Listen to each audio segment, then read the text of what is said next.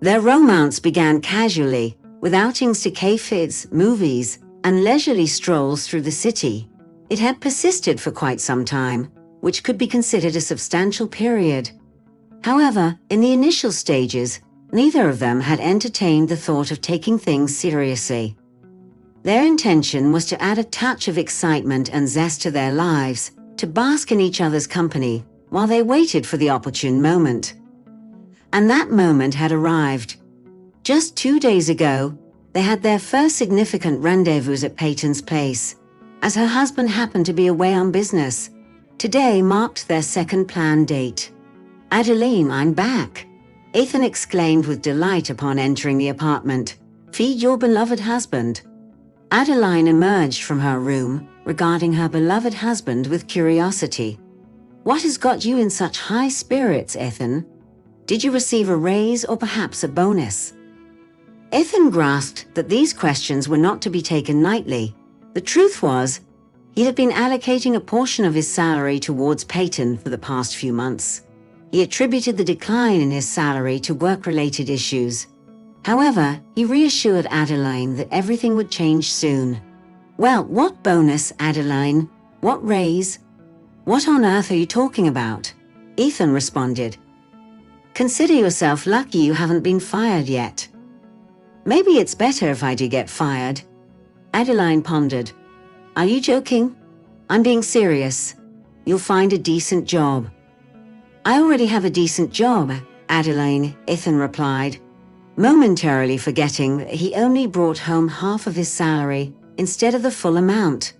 Moreover, this month's contribution would be even less due to his increased expenditure on Peyton.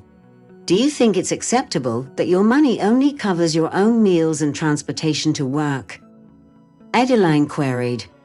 "It's only temporary, believe me. Things will change soon," Ethan assured her. "You're right, Ethan. Many things will indeed alter before long," Adeline remarked before retreating to her room. Why is she so upset today? Could it really be my fault for not receiving a raise or extra compensation? Nope, she's quite the character. Skip meeting her husband after the daily grind and watch her unravel. Ethan mused internally. That's just not fair. He bellowed. Given the current challenges in my life, a little empathy would be appropriate. What? Adeline inquired, her tone dripping with disdain as she peered from the doorway. Ah, the proverbial cat's out of the bag, totally stripped of pretense. Exactly, the more virtuous the lady, the more liberties she takes, Ethan pondered silently. All right, need to head off to work in an hour. The pipes are delivered again. Gotta check them all. I'll be home late. Might even pull an all-nighter. Late into the night, Adeline asked, her curiosity piqued. Why this sudden burst of zeal? Your wages have been slashed. There are no bonuses, and here you are, hustling through the night because of it. Look, Adeline, unlike some folks obsessed with their financial gains, I prioritize my duties. I take responsibility seriously, Adeline. It's what the situation demands, Ethan countered. I see. Perhaps then, as someone so conscientious, you might consider taking some provisions with you. What will you eat tonight? How about I whip up some chicken for you? Chicken? Ethan echoed, puzzled. What, should I parade around with chicken if I bump into Peyton? Actually, why not? We could share this chicken for dinner, Ethan thought to himself. Sure, let's do chicken, or even better. Let's go for garlic cutlets, your favorite, and toss some young potatoes in the pot with a sprinkle of dill.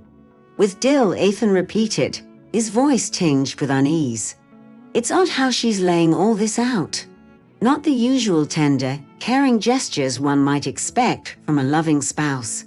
There's a hint of irony, almost as if it's laced with a dash of sarcasm, Ethan reflected inwardly. I'll whip up a salad for you as well. Oh, how about a fish salad, your favorite? Adeline prompted. A salad might be overkill, but some meat patties with new potatoes and dill, and some chicken, well, those sound ideal. What are you doing, Adeline? Ethan queried with a tinge of alarm. Oh, nothing much, just had a thought. Why can't I? I'm heading for dinner, Ethan announced, making his way to the kitchen. Upon finding the kitchen empty, devoid of any sign of supper, Ethan's frustration boiled over. What the heck, Adeline? Where's my dinner? You haven't got anything prepared. I have a night shift to get to, and there's nothing here. What were you thinking? Fuming, Ethan stormed out of the kitchen and bumped into a suitcase in the hallway. Adeline stood near it, her face set with determination. I've packed your things. Go to your dear Peyton. Not just for tonight, but for good. No way! She can't possibly know everything. How did she find out? Did Peyton spill the beans? No, that wouldn't make sense. Then who? And where on earth am I supposed to go? This is her place. I'm just on the lease, Ethan pondered in dismay. Absolute nonsense, he barked. Don't even try it. Her husband called and gave me the whole scoop. The jig is up, Ethan. I know everything. Get out. I can explain, Adeline. It's not what it looks like. I get it, it seems damning. But Adeline, think about everything we've been through together. Out? Adeline, why are you overreacting? It was only that one time. Why pack a suitcase? And you think that one time doesn't matter, really? Of course it doesn't. Just one slip-up. It's like it didn't happen. There's no point dwelling on it. I'm genuinely sorry. I swear it'll never happen again. If you need to blame someone, blame her. You know I didn't mean for this to happen. If I said anything, I meant it. But get out. I'm not leaving. You have no right. This is my home too. I'm legally registered here, and I can stay until the divorce is finalized. If you don't get out now, I'll chuck all your belongings in the dumpster while you're on the clock and change the locks. It's your call. Either you split now, or... Do you even realize what you're doing? Legally, I'll still be able to get back in here, Ethan hollered. When that happens, I'll let you in. But for now, scram. Where am I supposed to go, Adeline? To work. Where else do you think? What do you mean to work? No. Ethan instantly understood what she was implying. As an upright individual, what choice do I have? You mentioned earlier something about delivering pipes. Sure. And while you're at it, there's chicken with potatoes and dill, just the way you like it. Sorry, Ethan, but someone else will enjoy that. For who? Someone with an actual decent paycheck and benefits. Well, let me tell you, Adeline, you'll regret crossing paths with me. Ethan snapped and stormed out of the apartment. One more thing, Ethan. Peyton's husband wanted me to warn you that he intends to have a serious word with you.